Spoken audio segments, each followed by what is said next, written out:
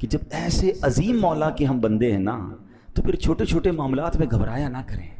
ہاں ہمارے لیے بعض اوقات معاملہ بڑا ہوتا ہے، میرے رب کے لیے کچھ بھی نہیں ہے. ہاں کیوں کر نہ میرے کام بنے غیب سے حسن، کیوں کر نہ میرے کام بنے غیب سے حسن، بندہ بھی ہوں تو کیسے بڑے کارساز کا.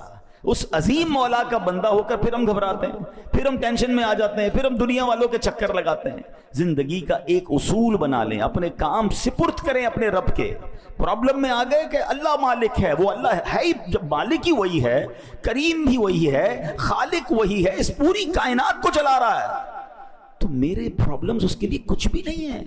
بس پرابلم یہ کہ میرا اس سے کنیکشن لوز ہو جاتا ہے، میرا رابطہ کم ہو جاتا ہے، میرا بھروسہ ہل جاتا ہے، یقین شیک ہو جاتا ہے.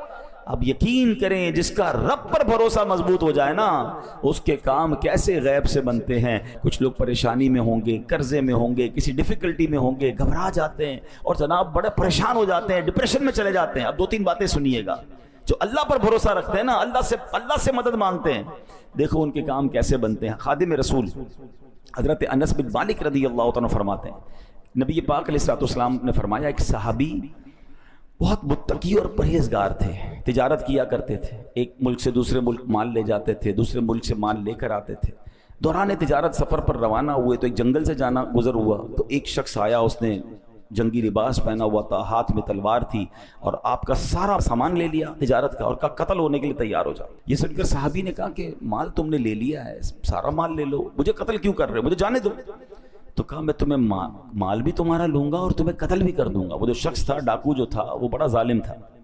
اتنا کہنے کے بعد تو جب ڈاکو آگے بڑھا تو آپ نے کہا ٹھیک ہے اب تم مجھے مارنے کا ارادہ کر ہی چکے ہو، مرنے سے پہلے میں اللہ کی بارگاہ میں سجدہ کرنا چاہتا ہوں، تو 4 رکعت پڑھنے دو. اس نے کہا ٹھیک ہے چلو، قتل تو کرنا ہی ہے، تمہیں مال تو لے چکا ہوں، تمہاری خواہش پوری کرتا ہوں. وضو کیا، 4 رکعت نفل پڑھی اور سجدے کی حالت میں اللہ کی بارگاہ میں دعا کی. ترجمہ دیکھیں کیسا پیارا ہے. اے ودود، اے عرش مجید کے مالک، اے وہ کہ ہمیشہ جو چاہے کرنے والا ہے، تیری عزت جس کی کوئی انتہا نہیں، میں تجھے تیری اسی عزت کا واسطہ دیتا ہوں.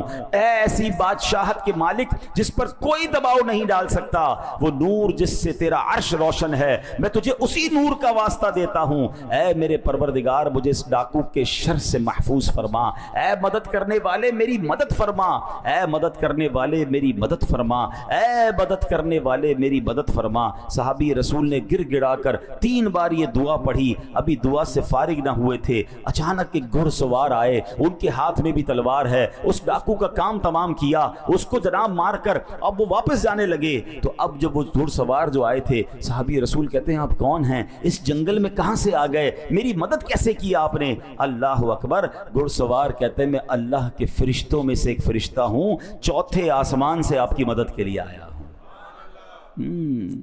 ہمیں لگتا ہے کہ کون مدد کرے گا، میں تو پھنس گیا، مجھے تو گھیر لیا گیا، مجھے تو دبا دیا گیا، دیوار سے لگا دیا گیا ہے، قرضہ میرا بڑھ گیا ہے، سارے لوگ میرے پیچھے پڑ گئے، میں کیسے نکلوں گا؟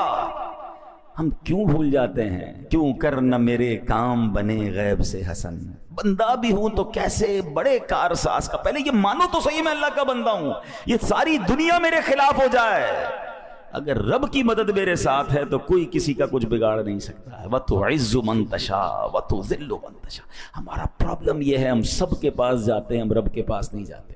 اچھا یہ جو دعا ہے حضرت انس بن مالک فرماتے ہیں جو شخص وضو کرے 4 رکعت پڑھ کر انہی کلمات کے ذریعے دعا کرے جن کلمات سے اس